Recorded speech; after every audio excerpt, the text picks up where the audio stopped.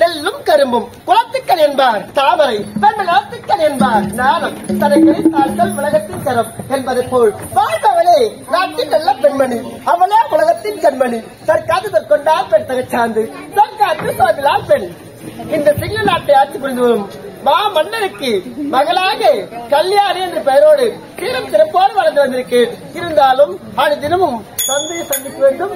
சந்திக்கலாம் அப்பாவை. அப்பா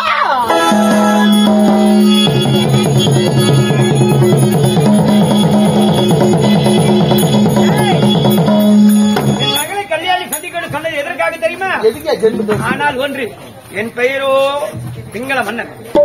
ஆனால் இப்பொழுது எனக்கு என்ன ஒரே ஒரு ஆசை தெரியுமா? வயதாகி விட்டது நினைக்காது.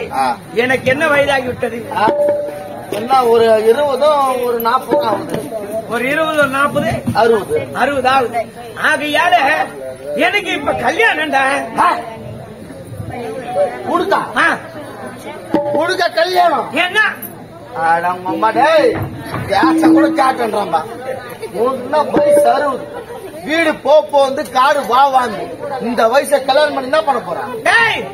கல்யாணம் எனக்காக பண்ணலடா. என் பொண்ணுக்கு கல்யாணம் பண்ணுவேன்.